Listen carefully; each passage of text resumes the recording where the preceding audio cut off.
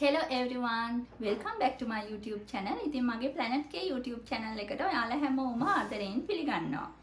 ඉතින් ඔන්න අපේ ස්ටුඩන්ට් වීසා වීඩියෝ එකෙන් පස්සේ ගොඩාක් අය ලංකාවේ ඉන්න ගොඩාක් අය අපිට රික්වෙස්ට් කරලා තිබුණා KGSP එක ගැනත් වීඩියෝ එකක් කරන්න කියලා.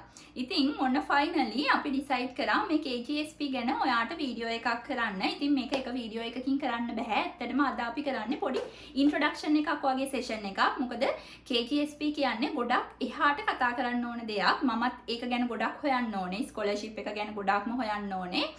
මොකද ආවට ගියාට විස්තරයක් දෙන්න බැරි නිසා මේක ගොඩක් කම්පිටිටිව් එකක් නිසා මේ ස්කෝලර්ෂිප් එක. ඉතින් මුලින්ම අපි බලමු මොනවාද what is KGSP? ඉතින් මේ KGSP කියන්නේ මොකක්ද කියලා. KGSP කියන්නේ සරලවම Korean Government Scholarship Program. කොරියානු රජය මගින් අනිත් රටවලට එයාලා සිලෙක්ට් කරගත්තු රටවල් ලිස්ට් එකක් තියෙනවා. මෙන්න මේ රටවල් වලට ලබා දෙන ශිෂ්‍යත්වයක් තමයි මේ KGSP කියලා කියන්නේ. ඉතින් ඊළඟ කාරණය තමයි ගොඩක් දෙනා අහන දෙයක් මේ KGSP සහ GKS කියන්නේ මොකක්ද? මේක දෙකක්ද? නෑ. KGSP සහ GKS කියන්නේ දෙකම එකයි. ඒ දෙකේ වෙනසක් නැහැ. GKS කියන්නේ Government Korean Scholarship කියන එක. KGSP කියන්නේ Korean Government Scholarship Program කියන එක. ඉතින් මේ දෙකම සමානයි. මේ දෙකේ කිසිම වෙනසක් නැහැ. මේ එකම program එක තමයි නම් දෙකකින් හඳුන්වන්නේ. ඉතින් ඔයාලට ඒ ගැටලුව තිබුණා නම් මං හිතනවා අද ඔයාලා එකත් හරියටම දැනගන්න ඇති කියලා. මේක දෙකක් නෙමෙයි මේක එකක්. ඉතින් ඊළඟ කාරණය තමයි ඔයාට KGSP ස්කෝලර්ෂිප් එකකට ඔයා ඇප්ලයි කරනව නම් ඔයාට මේක ඔන්ලයින් ඇප්ලයි කරන්න පුළුවන්ද? බෑ.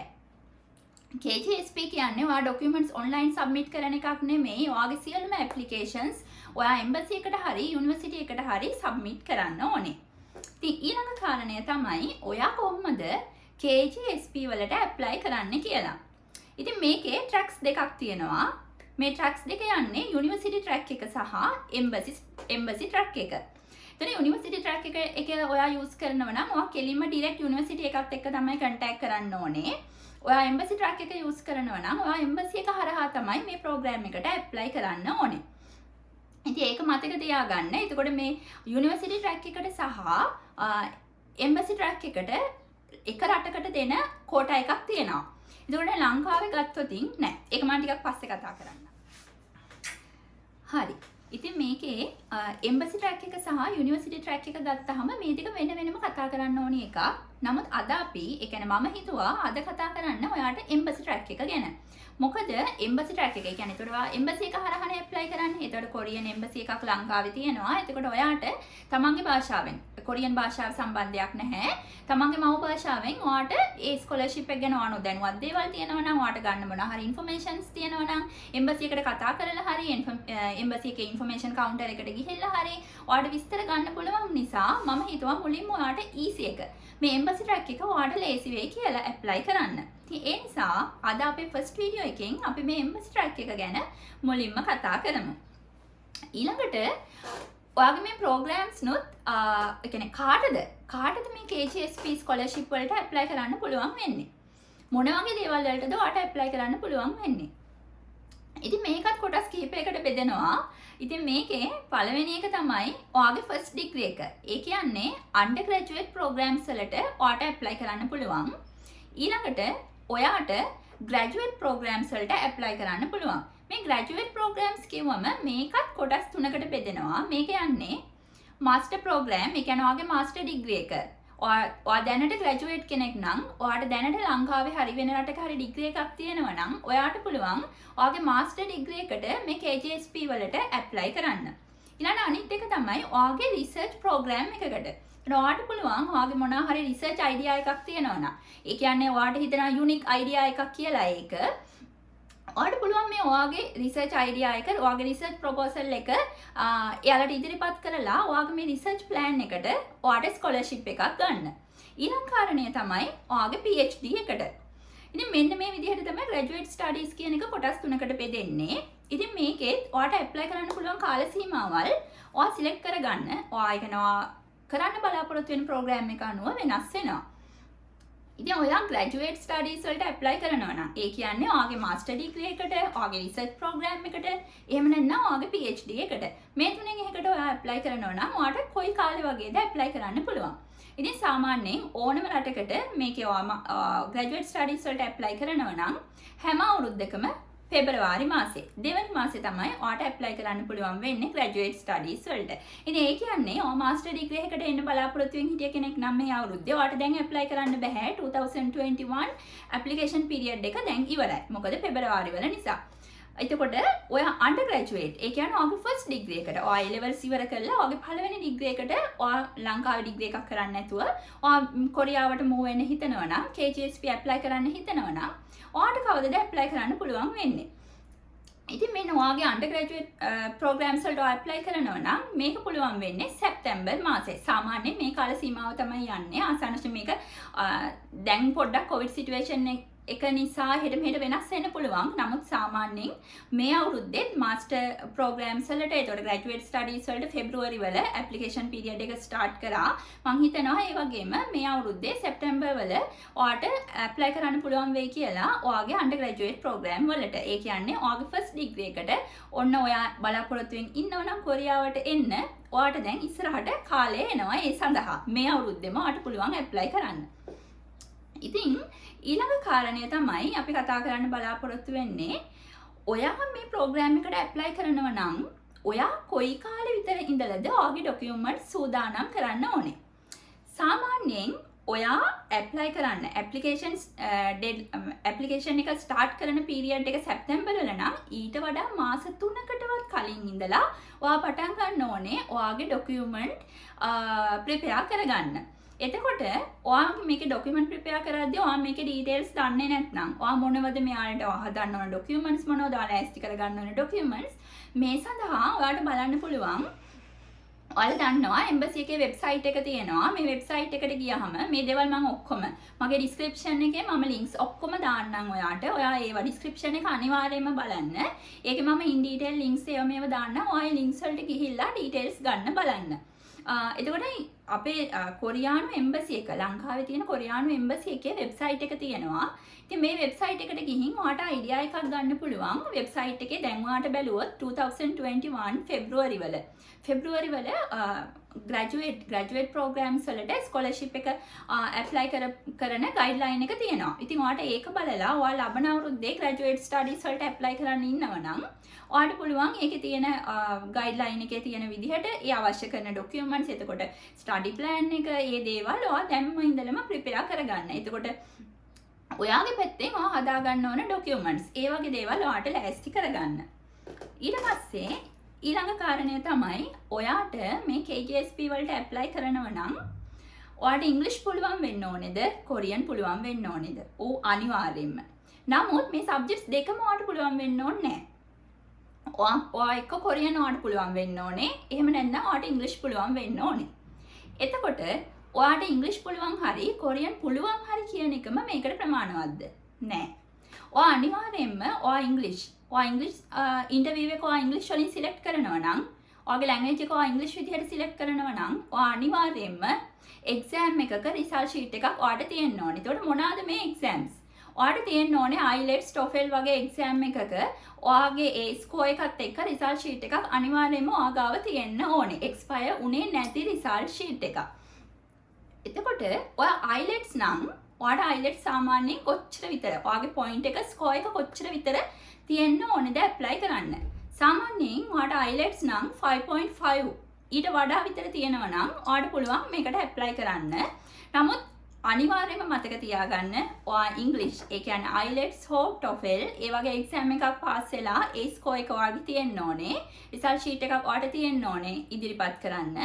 ඊළඟ කාරණය ඔයා කොරියන් වලින් ඇප්ලයි කරනවා නම් අනිවාර්යයෙන්ම ඔයාට ටොපික් තියෙන්න ඕනේ. එහෙම නැතුව ඔයාට ඇප්ලයි කරන්න බෑ. හරි. ඊළඟට අපි බලමු ඔයාට මේ ස්කෝලර්ෂිප් එකේදී ඔයාට ලැබෙන්නේ මොනවද? ඔයාට ඔයාගේ ටියුෂන් ෆී එක. ඔයා කොරියාවේ ඒ ඔයාගේ ඩිග්‍රී ප්‍රෝග්‍රෑම් එක හරි, ඔයාගේ මාස්ටර් එක හරි, ඔයාගේ රිසර්ච් ප්‍රෝග්‍රෑම් එක හරි ඉවර වෙනකල්ම ඔයාගේ ටියුෂන් ෆී එක. මේක ඔයාට සම්පූර්ණයෙන්ම නොමිලේ.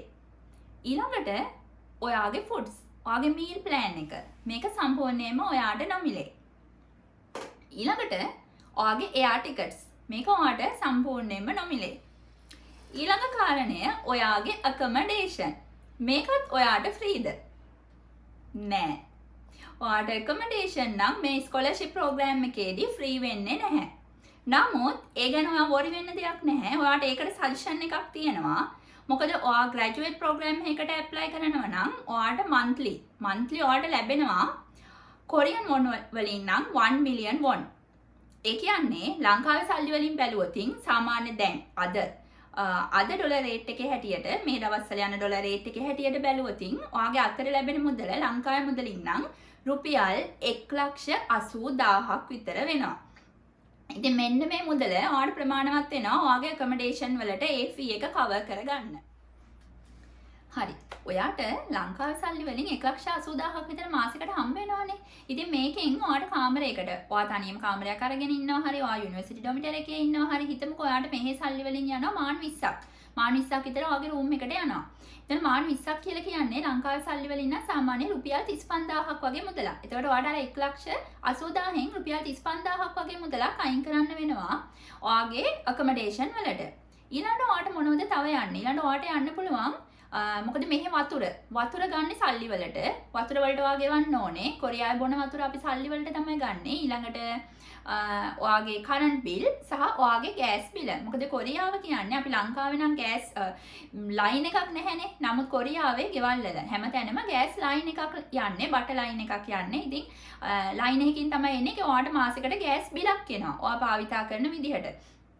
ඉතින් මෙන්න මේ බිල් තුනම ඔයාගේ එකතු වුණොත් අපේ මේ කොරියාවේ තියෙන සීසන්ස් බැලුවොතින් වින්ටර් එක සහ සමර් එක ගත්තොතින් වින්ටර් එකේ සීතල ගොඩක් වැඩි. එතකොට මේ සීතල කාලෙදී ඔයාට ගෑස් ඕන වෙනවා. මොකද ඔයාට හීට් එක යූස් කරන්න වෙනවා, ෆ්ලෝ හීට් එක.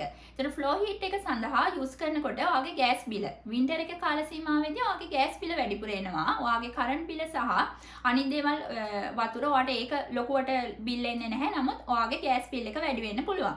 ඊළඟ සමර් එක ආවම සමර් එකේදී මේ ගොඩක් රස්නේ. මොකද ලංකාව කියන්නේ රස්නේ රටක් වුණාට අපිට කොරියාවේදී දැනෙන රස්නේ ඊට වඩා ගොඩක් වෙනස්. ඒක අපිට එකපාරටම අර සීසන් එක මාරු වෙනකොට ඒ රස්නේ දරා ගන්න අමාරුයි. එතකොට සමර් එකේදී ඔයාට AC එක හරි ෆෑන් එක හරි මේ දේවල් භාවිතා කරනකොට සාමාන්‍ය ෆෑන් එකෙන් නම් ජීවත් වෙන්න අමාරුයි. ඔයාට AC එක සාමාන්‍ය AC තියෙනවා කොරියාවේ ඕනම රූම් එකක ඕනම ඩොමිටරි එකක AC එක තියෙනවා. ඉතින් AC යූස් කරනවා නම් ඔයාගේ කරන්ට් බිල් එක එනවා. ඒතකොට මේ ටික ඔයා හිතුවොත් ඔක්කොම බිල් ටික සමහර මෙච්චර යන්නේ නැහැ. ඒක ඔයාගේ භාවිතය අනුව වෙනවා. ඔයාට ওই තුනම මාන 10කින් වගේ ෂේප් කරගන්න පුළුවන් මාසෙට. එතකොට මාන 10ක් කියලා කියන්නේ ලංකාවේ සල්ලි වලින් රුපියල් 18000ක් වගේ. ඒතකොට ඔයා අඩු කරලා බලන්න. ඔයාට 1,80,000ක් හම්බ වෙනවා. මේකෙන් ඔයාට රූම් එකට 35000ක් යනවා. ඊළඟට ඔයාගේ බිල් වලට බිල් ඔක්කොටම ටෝටලි ඔයාට යනවා 18000ක් ඒ වගේ. ඊළඟට ඔයාට තව මොනවද වියදම් කරන්න වෙන්නේ? ඒතකොට ඔයාට මෙන්න මෙහෙම ප්‍රශ්නෙකුත් එන්න පුළුවන්. ඔයාට මීල් ප්ලෑන් එක ඔයාට සම්පූර්ණයෙන්ම ඔයාගේ ෆුඩ්ස් නොමිලේ වුණාට ඔයාට මේ කෑම කන්න පුළුවන්ද? ඔයාට එකපාරටම ලංකාවේ ඉඳලා හිතන්න ඔයා ෆස්ට් ඩිග්‍රී එකට එනවා කියලා. ඒතකොට ඔයා ගෙදරින් පිට හැදුන කෙනෙක් වෙන්නත් බෑ. ඔයා සාමාන්‍ය ස්කූල් ලයිෆ් එක ඉවර කරලා ඔයා යුනිවර්සිටි එකකට කියලා ඔයා ගෙදරින් පිට එන්නේ මුලින්ම කොරියාවට වෙන්න පුළුවන්. එතකොට ඔයා ගෙදර කෑම කාලා ආපු කෙනෙක්ට ඔයාට එකපාරට මේ කොරියාවේ කෑම කියන්නේ අපේ කෑමත් එක්ක ගොඩක් වෙනස්. එකපාරටම අපිට එහෙම දැනෙනවලු. මම මුලින්ම ආපු කාලෙත් එහෙමයි. ඉතින් කෑම කන්න අමාරුයි අපිට මුලදීම. නම් කාලයක් ගියාම මොක හරි යනවා. අපිට එතකොට කොරියාවේ කෑම නැතුව බැරි වෙනවා. නමුත් ඒකට කාලයක් යනවා. එතන ඔයාට ආපු මුල්ම කාලේ ඒ කෑම ඔයාට කන්න බැරි වෙන්න පුළුවන්. ඒක ඔයාට අමාරු වෙන්න පුළුවන්. එතකොට මේ වගේ වෙලාවල් වලදී ඔයාට පුළුවන් සාමාන්‍යයෙන් ගොඩක් යුනිවර්සිටිස් වල වෙනම කිචන් එකක් තියෙනවා. ඩොමිටරි එකක ඔයා ඉන්නවනම් ඩොමිටරි එකේ වෙනම කිචන් එකක් තියෙනවා. එතකොට ඔයාට පුළුවන් කීප දෙනෙක් එක එකතු වෙලා. මොකද ඔය ප්‍රශ්නේ ලංකාවට විතරක් නෙමෙයි ගොඩක් ඒෂියන් කන්ට්‍රීස් වලින් එනවා. නේපාල්, ඉන්දියා, බංග්ලාදේශ් මේ වගේ රටවලින්. ඉතින් මෙයාලා කවුරු හරි ලංකාවේ අය නැතත් ඔයාට මේ රටවල කවුරු හරි එකතු වෙලා ඔයාට කෑම හදා ගන්න පුළුවන් එකට කිචන් එකක. ඊළඟට ඔයා වොරි වෙන්න එපා. ඔයාට ලංකාවේ කෑම. ලංකාවේ තියෙන හැම දෙයක්ම ඔයාට කොරියාවේ ඒෂියා මාර්ට්ස් තියෙනවා. මේ ඒෂියා මාර්ට් වලින් හැමදේම ඔයාට ගන්න පුළුවන්. ඒ ගැන මම ඉස්සරහට ඔයාට වීඩියෝ එකක් ගේන්නම්. ඉතින් ලංකාවේ තියෙන හැම දෙයක්ම ඔයාට ඔයා ලංකාවේ නෑ කියන එක ඔයාට දැනෙන එකක් නැහැ. පැනඩෝල් පෙත්තේ ඉඳලා හැම දෙයක්ම මේ කොරියාවේ ඒෂියා මාර්ට් වලින් ඔයාට ගන්න පුළුවන්. ඔයාගේ 3-5 වර්ග එතකොට පිටිකල පොල් කිරි, එතකොට ඔයාට නෙස්ට මෝල් ටැංකර් ඒ වගේ දේවල් වුණත් ඔයාට මේ ඒෂියා මාර්ට් වලින් ගන්න පුළුවන්. ඊළඟට ලංකාවේ එළවලු පළතුරු හැමදේම කොරියාවේ තියෙනවා. ඒ ගැන ඔයාට worry වෙන්න දෙයක්වත් නැහැ. ඉතින් මේ දේවල් තරුණාම ඔයාට තව මොනවද වියදම් යන්නේ? එතකොට වින්ටර් එකේදී වගේ නම් අපි ලංකාවේ වින්ටර් එක කියලා අපිට සීසන් එකක් නැහැනේ. ලංකාව සීතල රටක් නෙමෙයිනේ. ඉතින් එතකොට කොරියාවට ආවහම ඔයාට මේ වින්ටර් ජැකට්ස් වලට, ඊබොල් වලට මෙන්න මේ වගේ දේවල් වලට ඔයාට වියදම් කරන්න වෙනවා. මොකද ඔයා මුලින්ම ෆස්ට් වින්ටර් එක ඔයාට අමාරු වෙන්න පුළුවන්. එකපාරටම ලංකාව වගේ රටක ඉඳලා කොරියාවට ආවහම පළවෙනි වින්ටර් එක ඔයාට අමාරු වෙන්න පුළුවන්. ඒතර ඔයාට මුල් කාලේ ඒ වගේ දේවල් වලට, ඒතර ඔයාට වින්ටර් ජැකට්ස් ඒ වගේ දේවල් නැහැනේ. ඔයා ලංකාවෙන් ඒව අරගෙන එන්නේ නැහැනේ. එතකොට මේ වින්ටර් ජැකට්ස් වගේ ඒවා ඇත්තටම කොරියාවේ ටිකක් මිල අධිකයි.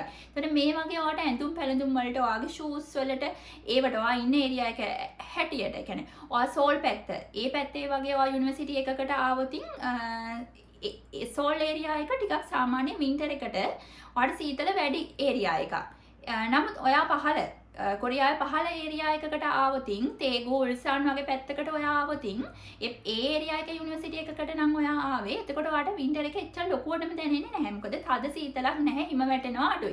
නමුත් සෝල් පැත්ත, ඒ පැත්තේ ඔයාට ගොඩාක් හිම වැටෙන ඒරියා එකක් වින්ටර් එකේ. ඉතින් ඒ දේවල් මම හිතනවා මේ වගේ ස්කෝලර්ෂිප් ප්‍රෝග්‍රෑම් එකකට ඇප්ලයි කරනවා නම්, ඔයා තනියම එන්න බලාපොරොත්තු වෙනවා නම්, ඔයා පොඩ්ඩක් ඒ වගේ දේවල් රිසර්ච් කරලා බලන්න. ඉන්ටර්නෙට් එකේ පොඩ්ඩක් සර්ච් කරලා බලන්න මේ දේවල් කොහොමද වෙන්නේ කියලා.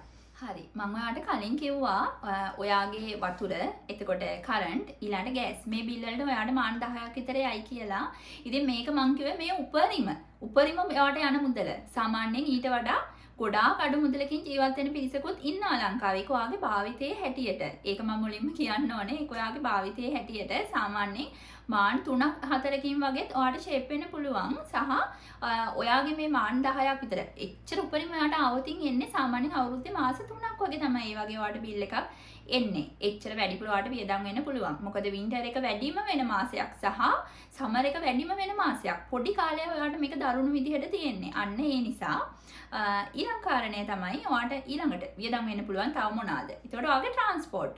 මේක ඔයා යුනිවර්සිටි එක ඇතුළේම ඩොමිටරි එකක ඉන්නව නම් ඔයාට ට්‍රාන්ස්පෝර්ට් වලට මුදලක් වැය වෙන්නේ නැහැ. නමුත් ඔයා ඩොමිටරි එක ඇතුළේ හිටියත් හැමදාම ඔයාට ඒක ඇතුළට වෙලා ඉන්න බෑනේ. ඔයා එළියට ඇවිදින්න ඕනේ, බඩු ගන්න යන්න ඕනේ, ඒ වගේ මොන හරි දේවල් වලට ඔයාට ඇවිදින්න වෙනවා. ඔයා යුනිවර්සිටි එකෙන් එළියේ ඉන්නව නම් එතකොට ඔයාට කොහොමද යුනිවර්සිටි එකට යන්න ට්‍රාන්ස්පෝර්ට් එකයි. කියන්නේ යුනිවර්සිටි බස් තියෙනවා ඒරියා වල. එතකොට ඒ වගේ බස් එකක් හරි එහෙම නැත්නම් ඔයාට වෙන පබ්ලික් ට්‍රාන්ස්පෝර්ට් එකක් පාවිච්චි කරන්න වෙනවා. මේකට ඔයාට චිහාචොල් වෙන්න පුළුවන්. කියන්නේ චිහාචොල් කියන්නේ සබ්වේ, උමං දුම්රිය කොරියාවේ තියෙනවා. ඒ වගේ ලංකාවේ නැති වුණාට ඊළඟට බස් ඔයාට සාමාන්‍ය බස් සර්විස් එකකින් ඔයාට යුනිවර්සිටි එකට යන්න පුළුවන්. එතකොට ඔයාට මෙන්න මේකෙදී පේ කරද්දී ඔයා සාමාන්‍යයෙන් මේවා ඔයා බස් එකක යනවා නම් බස් එකේ ඔයා පේ කරන්න ඕන ගාණ ඔයා මුදල් වලින් ගෙවන්නේ නැහැ. සාමාන්‍ය ගෙවනවා හදිසියෙන්. සාමාන්‍ය භාවිතා වෙන්නේ නැහැ. මුදල් භාවිතා වෙන්නේ නැහැ. එතකොට ඔයා බස් කාඩ් එකක් වගේ එකක් පාවිච්චි කරන්න ඕනේ. ඉතින් මම ළඟ තියෙනවා මෙන්න මේ වගේ පොඩි ඔයාගේ බැංකු කාඩ් එක වගේ පොඩි බස් කාඩ් එකක්. ඔයාට කොරියාවේදී ඔයා යුනිවර්සිටි ස්ටුඩන්ට් කෙනෙක් විදිහට ඉන්නවා. ඔයාට ආවට පස්සේ ආපු ගමන් ඔයා මේ වගේ දේවල් දැනගෙන එන්න, මේවා හදාගන්න. ඉතින් මේ බස් කාඩ් එකක් ඔයාට ගන්න පුළුවන්. කොරියාවේ තියෙනවා පෙනීචොම් කියලා. ඒ කියන්නේ පැය 24ම ඕපන් කරපු පොඩි shops. ඒවා සාමාන්‍යයෙන් CU Mart, GS එහෙම කියලා එක එක නම් වලින් තියෙනවා. 7-Eleven ඒ වගේ brand name වලින්. මෙන්න CU Mart එක කාඩ් එක. එතන මේ ඔයාට CU Mart එකකින් හරි ඒ වගේ තැනකින් පොඩි ඕචනමක් වගේ මුදලක් දීලා මේ වගේ බස් කාඩ් එකක් ඔයාට හදා ගන්න පුළුවන්. ඉතින් මේකේ ඒ ඔයා දෙන මුදල මේකේ රීචාර්ජ් වෙලා තියෙනවා. ඊට පස්සේ ඔයාට බස් එකේ යනකොට ඒ සල්ලි ඉවර වෙනකොට ඔයාට මේ කාඩ් එක CU Mart එකකට හරි GS එකකට හරි ගිහිල්ලා කාඩ් එක දීලා සල්ලි දීලා රීචාර්ජ් කරගන්න පුළුවන්. ඒතර ඔයා බස් එකේ යද්දි මේ කාඩ් එක ගහලා ඔයාට යන්න පුළුවන්. ඒකත් මතක තියාගන්න.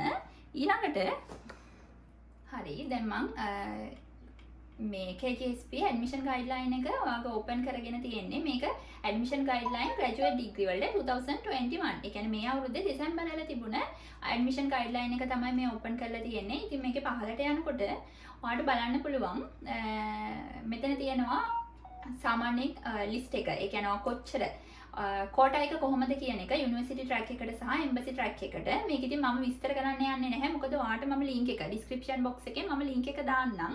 ඔයාලට පුළුවන් link එකට ගිහිල්ලා මේක check කරලා බලන්න මේ කෝටා එක කොහොමද කියලා. ඊළඟට තියෙනවා මේ එම්බසි ට්‍රැක් එක.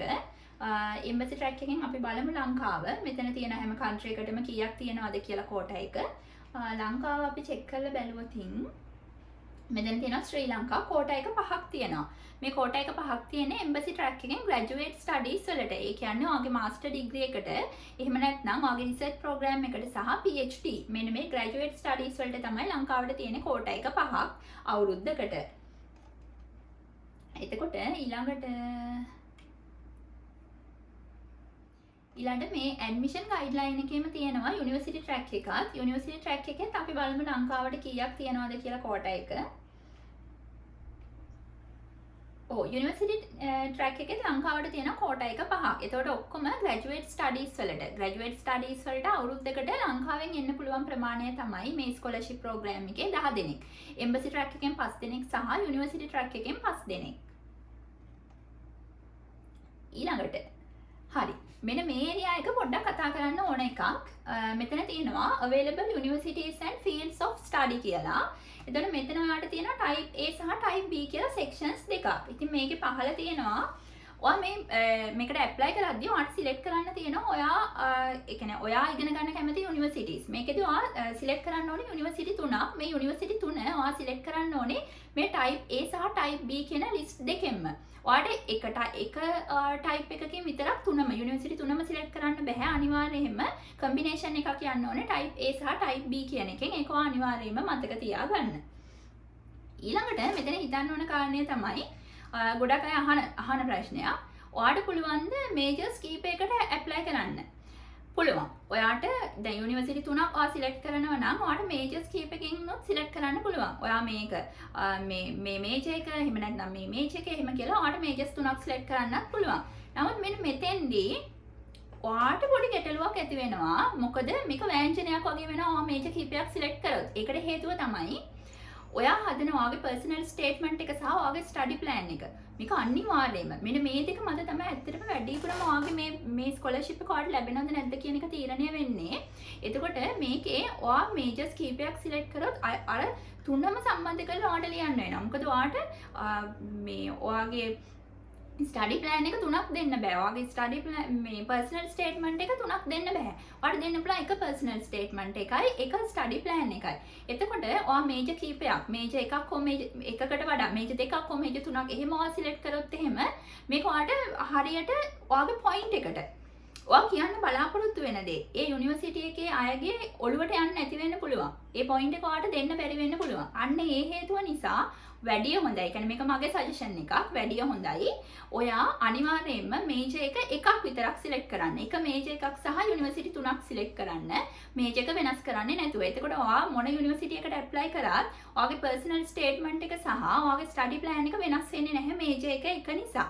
ඒ කාරණය අනිවාර්යයෙන්ම ඔළුවේ තියාගෙන මේක සිලෙක්ට් කරද්දී සිලෙක්ට් කරන්න. දැන් මේ ඇඩ්මිෂන් ගයිඩ්ලයින් එකේ ඔක්කොම ටික මම ඔයාලට කියන්න යන්නේ නැහැ. මොකද ඔයාලට link එකට ගිහිල්ලා බලන්න පුළුවන් නිසා ඉංග්‍රීසි වලින් තියෙන්නේ. ඔයාලට කියවලා තේරුම් ගන්න පුළුවන්. ඉතින් මේකේ වැදගත් වෙන කොටස් විතරක් මම ඔයාලට පොඩ්ඩක් එක්ස්ප්ලেইন කරන්නම්. ඉතින් එතෙන්දී කතා කරන්න ඕන දෙයක් තියෙනවා. ඔයාගේ මේ ස්කෝලර්ෂිප් ප්‍රෝග්‍රෑම් එක කොච්චර කාල සීමාවක්ද කියන එක. දැන් මම මේ ග්‍රැජුවේට් ස්ටඩීස් වල ඇඩ්මිෂන් ගයිඩ්ලයින් එකේ ඒක ගැන තමයි කතා කරන්නේ. මේ අන්ඩර් ග්‍රැජුවේට් නෙමෙයි. ඒක ඉස්සෙල්ලම ඔළුවේ තියාගන්න. එතකොට ග්‍රැජුවේට් ස්ටඩීස් වලදී ඔයා මාස්ටර් ප්‍රෝග්‍රෑම් එකට ඔයාගේ මාස්ටර් ඩිග්‍රී එකට ඇප්ලයි කරනවා නම් සාමාන්‍ය මාස්ටර් ඩිග්‍රී එකකදී ඔයා ඉගෙන ගන්න ඕන කාල සීමාව අවුරුදු 2යි. නමුත් මේක අවුරුදු 2කට වඩා වැඩි වෙන්නත් පුළුවන්. ඒ මොන වෙලාවවලදී කිව්වොත් ඔයා ඉංග්‍රීසි වලින් කරනවා වෙන්න පුළුවන්. නමුත් ඒ යුනිවර්සිටි එකේ ඔයා සිලෙක්ට් වුණ යුනිවර්සිටි එකේ ඒ ප්‍රෝග්‍රෑම් එක තියෙන කොරියන් භාෂාවෙන් නම් ඔයාට සිද්ධ වෙනවා කොරියන් භාෂාව ඉගෙන ගන්න. එතකොට ඒ අවස්ථාව ඇරුණාම ඒ ප්‍රොෆෙසර්ස්ලා එතකොට ඒ වගේ වෙලාවල් තියෙනවා ප්‍රොෆෙසර්ස්ලා කොරියන් ඕනි කියලා කියනවා නම් එහෙම වුණොත් ඔයාට කොරියන් ඉගෙන ගන්න වෙනවා. අන්න ඒ වගේ වෙලාවෙදී ඔයාට අවුරුදු 3ක් පළවෙනි අවුරුද්ද ෆස්ට් ඉයර් එක ඔයා සම්පූර්ණයෙන්ම කොරියන් භාෂාව ඉගෙන ගන්න ඕනේ. ඊළඟට ඉතුරු අවුරුදු දෙක තමයි ඔයාගේ මාස්ටර් ප්‍රෝග්‍රෑම් එක. ඔයා කොරියන් භාෂාවෙන් හෝ ඉංග්‍රීසි භාෂාවෙන් ඉගෙන ගන්න. ඒතකොට මේකේ ඔයාට කොරියන් ඉගෙන ගන්න වුණා නම් ඒ කියන්නේ ඔයාට කොරියන් ඉංග්‍රීසි භාෂාවෙන් ඔයාගේ ප්‍රෝග්‍රෑම් එක ගියත් සමහර වෙලාවල් සමහර සබ්ජෙක්ට්ස් ඔයාට කොරියන් වලින් ගන්න වෙන ප්‍රෝග්‍රෑම් එකක් වෙන්න පුළුවන්. ඒ වගේ අවස්ථාවන් වෙන්න පුළුවන්. එතකොට එහෙම වුණොත් ඔයාගේ ප්‍රෝග්‍රෑම් එක අවුරුදු 3ක් වෙනවා මාස්ටර් ඩිග්‍රී එකක් නම්. ඊළඟට PhD එකට එනවා නම් PhD එකක් නම් කාල සීමාව සාමාන්‍යයෙන් අවුරුදු 3යි. ඉතින් මේ අවුරුදු 3නොත් ඔයා කොරියන් භාෂාව ඉගෙන ගන්න වෙනවා අවුරුද්දක් අර විදිහේ සිටුේෂන් එකක් ආවතින්. ඔයා ඇප්ලයි කරන මේජර් එක ඒක කොරියන් භාෂාවෙන් තියෙන එකක් නම් අන්න ඒ වගේ අවස්ථාවලදී ඔයාට එතකොට තවත් අවුරුද්දක් අමතරව. ඒ කියන්නේ ෆස්ට් ඉයර් එක ඔයා කොරියන් භාෂාව ඉගෙන ගන්න ඕනේ. ඉතින් ඔයා මේ කොරියන් භාෂාව ඉගෙන ගත්ත පමණින්ම ඔයාට පුළුවන් ද ඩිග්‍රී එක අවුරුදු ඉගෙනගෙන ඉවර වෙලා නිකම්ම ඔයාට පුළුවන් ද ඩිග්‍රී එකට එන්න වෙන්න. එහෙම බෑ. ඔයා අවුරුද්ද කොරියන් භාෂාව ඉගෙනගෙන කොරියාවේ ටොපික් එක්සෑම් එකේ ටොපික් 3 අනිවාර්යයෙන්ම පාස් වෙන්න ඕනේ. ඊට පස්සේ තමයි ටොපික් 3 පාස් වුණාට පස්සේ තමයි ඔයාගේ ඩිග්‍රී ප්‍රෝග්‍රෑම් එක ඔයාට ස්ටාර්ට් කරන්න පුළුවන් වෙන්න ඕනේ. ඉතින් අන්න ඒ නිසා මේ දේවල් ගැන හරියටම හොයලා බලලා ඔයා ඇප්ලයි කරනවා නම් ඒවට සූදානම් වෙලා එන්න කියලා මම මතක් කරනවා. ඒක අනිවාර්යයෙන්ම ඔළුවේ තියාගන්න ඕන කාරණයක්. ඊළඟ රිසර්ච් ප්‍රෝග්‍රෑම් එකක් නම් ඒක සාමාන්‍යයෙන් මාස 6ක් හෝ අවුරුද්දක් වෙන්න පුළුවන්. ඒ විදිහට තමයි ග්‍රැජුවේට් ස්ටඩීස් යන්නේ. ඉතින් මේකේ ඔයාලට අන්ඩර් ග්‍රැජුවේට් ප්‍රෝග්‍රෑම් එක ගැන තව කල් තියෙන නිසා මම ඉස්සරහට වීඩියෝ එකක් ගේන්නම්. දැනට අපි අද කතා කරන්නේ ග්‍රැජුවේට් ස්ටඩීස් වලට කොහොමද ඔයා ඇප්ලයි කරන්න කියලා. ඊළඟ කාරණය තමයි ඔයාට GPA එක කොච්චරක් තියෙන්න ඕනේද ඔයාට මේ KTSP ස්කෝලර්ෂිප් එකකට ඇප්ලයි කරන්න කියන එක. ඉතින් මේක ඔයාගේ යුනිවර්සිටි එකේ ඔයාගේ ෆස්ට් ඩිග්‍රී එකේ තියෙන ඕවර්ऑल GPA එකේ හැටියට වෙනස් වෙනවා. ඒක 4ද 4.5ද 4.3ද අන්න ඒක අනුව ඔයාගේ ස්කේල් එක වෙනස් වෙනවා. ඉතින් ඒකෙදී ඔයාගේ කොච්චර ඔයාගේ GPA එක කොච්චර තියෙන්න ඕනද කියන එක ඔයාගේ ඇඩ්මිෂන් ගයිඩ්ලයින් එකෙන් බලා ගන්න පුළුවන්. මේක අවුරුද්දෙන් අවුරුද්දට වෙනස් වෙන්න පුළුවන්. ඒක නිසා ඒක ඔයා අනිවාර්යයෙන්ම ඇඩ්මිෂන් ගයිඩ්ලයින් එක බලලා තීරණය කරගන්න ඕන දෙයක්. එතකොට ඔයා හරියට ඒ ඇඩ්මිෂන් ගයිඩ්ලයින් එකේ තියෙන විදිහට කැල්කියුලේට් කරලා බලන්න ඔයාගේ තියෙන GPA ඕවර්ऑल ස්කේල් එකත් එක්ක ඔයාගේ ඕවර්ऑල් GPA එක සහ ඒකෙන් ඔයාට කීයක් තියෙනවද කියන එක අනුව ඔයා මේකට සුදුසුද නැද්ද කියන එක ඇප්ලයි කරන්න. ඒක නිසා මට පෞද්ගලිකව ඔයා මැසේජ් කරලා ඇහුවොත් මෙච්චර GPA එකක් තියෙනවා මට පුළුවන්ද? ඒක මට උත්තරයක් දෙන්න අමාරුයි.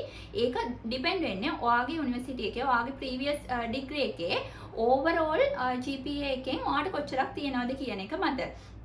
සාමාන්‍යයෙන් මම හිතන්නේ 4 GPA එක 4 වගේ තියෙන වෙලාවල් වලදී ඔයාට 2.86 වලට වඩා වගේ වැඩිපුර තියෙනවා නම් ඔයාට පුළුවන් ඇප්ලයි කරන්න. ඒ වගේ. ඒක ඔයා හරියටම ස්කේල් එකත් එක්ක කැල්කියුලේට් කරලා බලන්න වෙනවා. හරි ඇඩ්මිෂන් ගයිඩ්ලයින් එකේ ඔයා සම්පූර්ණ එක ගොඩක් දිගයි ඇඩ්මිෂන් ගයිඩ්ලයින් එක. ඉතින් ඔක්කොම විස්තර කරන්න අමාරුයි. ඔයා හිමීට ඇඩ්මිෂන් ගයිඩ්ලයින් එක පොඩ කියවලා හරියටම ඔළුවට දාගන්න ඔක්කොම. පොඩි පොයින්ට් එකක්වත් අතාරින්න නැතුව ඇඩ්මිෂන් ගයිඩ්ලයින් එක සම්පූර්ණයෙන්ම කියවලා ඔයා 2022 වල ඇප්ලයි කරන්න බලාපොරොත්තු වෙනවා නම් ඒතර ෆෙබ්‍රුවරි වල තමයි ග්‍රැජුවේට් ස්ටඩීස් වලට ඕපන් කරන්නේ. ඒතකොට ඒ කාලේ වෙනකොට ඊට මාස 3කටවත් කලින් ඉඳලා ඔයාගේ ඩොකියුමන්ට්ස් ප්‍රිපෙයාර් කරගන්න. ඉතින් ඊළඟට මම කතා කරන්නම් ඇප්ලිකේෂන්ස්. එතකොට ඇප්ලිකේෂන් චෙක්ලිස්ට් එක ඒක ඔක්කොම ඔයාට ඇප්ලිකේෂන් එකක් ඩවුන්ලෝඩ් කරගන්න පුළුවන්. ඉතින් මේකෙදි ඔයාට ඔන්ලයින් බෑ කියන්නේ ඔයාට මේක ඔන්ලයින් ෆිල් කරලා සබ්මිට් කරන්න බෑ.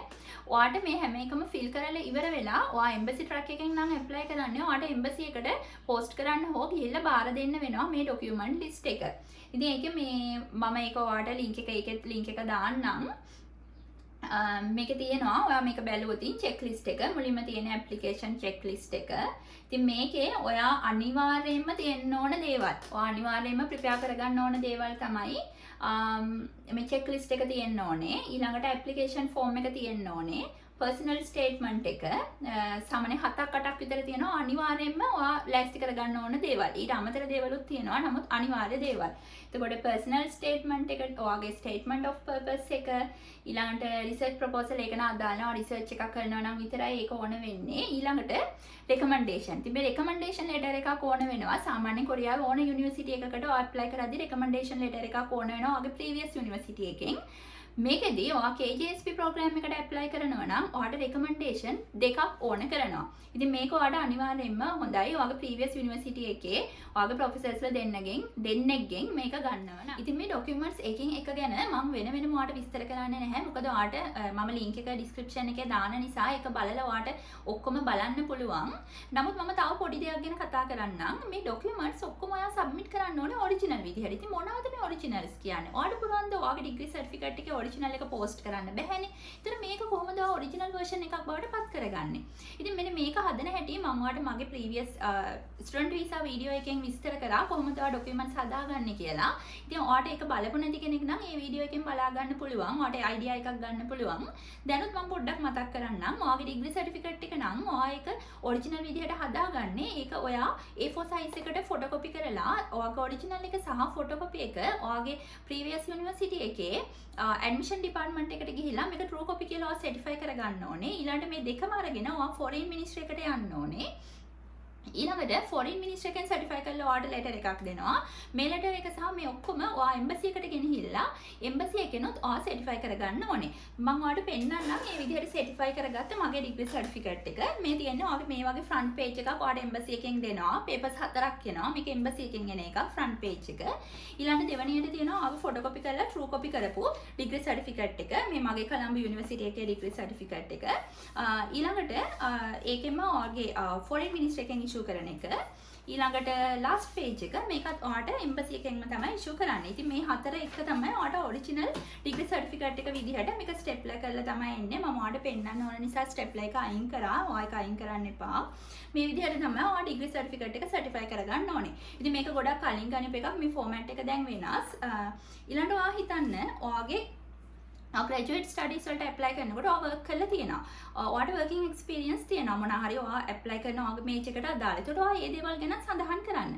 එතකොට ඔයාට මේක ඔප්පු කරන්න ඔයා වර්ක් කරපු වර්ක් එක්ස්පීරියන්ස් ලෙටර් එකක් ඕනේ. මේකත් ඔයා ඔරිජිනල් විදිහට හදා ගන්න නම් ඔයාගේ ඔරිජිනල් එක සහ ෆොටෝකොපි එක ඔයා වැඩ කරපු ආයතනයෙන් ට්‍රූ කොපි කියලා සර්ටිෆයි කරගෙන ඒක අර විදිහටම සර්ටිෆයි කරගන්න ඕනේ. ඉතින් මේ තියෙන්නේ ඒ විදිහටම මම සර්ටිෆයි කරපු එකක්. මේක මම ගත්තේ මගේ E7 වීසා එකට ඇප්ලයි කරද්දී. ඉතින් මේ තියෙන්නේ අලුත් ෆෝමැට් එක. මම හිතන්නේ මීටත් වඩා වෙනස් වෙලාද දන්නේ නැහැ දැන් නම්. මේකේ අර විදිහටම ෆ්‍රන්ට් පේජ් එක letter of confirmation එක තියෙනවා. ඊළඟට ඔයාගේ ඔයා වැඩ කරපු ආයතනයෙන් ගන්න ඔයාගේ working experience letter එක. ඊළඟට අර විදිහටම E- එකෙන් ඉෂු කරන ලෙටර් එක. ඊළඟට ඔයාගේ ලාස්ට් පේජ් එක මේක එම්බසි එකෙන් ඉෂු කරන එකක්. මේ ඔක්කොම එකතු කරලා තමයි ඔයාට උඩ ස්ටෙප්ලර් කරලා මේ විදිහේ ෆෝමැට් එකකට තමයි ඔයාට හම්බෙන්නේ ෆයිනල්. මෙන්න මේ විදිහට තමයි ඔයාගේ ડોකියුමන්ට්ස් ඔක්කොම ඔයාලා ඇස්ටි කරලා බාර දෙන්න ඕනේ ඔරිජිනල් කොපීස් විදිහට. එතකොට තමයි මේක ඔරිජිනල් වෙන්නේ මේ සීල් එකත් එක්ක. එහෙමනම් මං හිතනවා ඔයාලට දැන් අපි කතා කරලා ටිකෙන් ඔයාට KJSP එක ගැන මොනවා හරි ලොකු අයිඩියා එකක් ගන්න පුළුවන් වෙන්න ඇති කියලා. ඉතින් මේක ගැන තව මීට වඩා මේ වීඩියෝ එක දිගට ගෙනියන්න බලාපොරොත්තුවක් නැහැ. මොකද වීඩියෝ එකේ ප්‍රමාණය දිග වැඩි වෙන නිසා. ඉතින් ඔයාට මොනවා හරි ගැටලු තියෙනවා නම් ඔයාට පුළුවන් මේ වීඩියෝ එකේ කමෙන්ට් කරන්න. ඔයා දන්නේ නැති ඔයාට තේරෙන්නේ නැති ඔයාට දැනගන්න මොනවා හරි තියෙනවා නම්. එතන මම ඉස්සරහට ඔයාට ඔයාගේ කමෙන්ට්ස් බලලා Q&A සෙෂන් එකක් විදිහට වීඩියෝ එකක් ගේන්න බලන්නම්. ඔයාගේ ප්‍රශ්න වලට පිළිතුරු දෙන්න. එතන ඔයාට වැඩි විස්තර බලන්න පුළුවන්. අනිවාර්යයෙන්ම ඩිස්ක්‍රිප්ෂන් එක බලන්න. වීඩියෝ එක පහළ මම ඩිස්ක්‍රිප්ෂන් එකේ දාලා තියන්නම් ඔයාට ලින්ක් එක. ඒකට ගිහින් ඔයාට අවශ්‍ය ප්‍රිපෙයාර් කරගන්න ඕන ડોකියුමන්ට් සහ ඔයා ඇඩ්මිෂන් ගයිඩ්ලයින් එක අනිවාර්යයෙන්ම කියවලා බලන්න.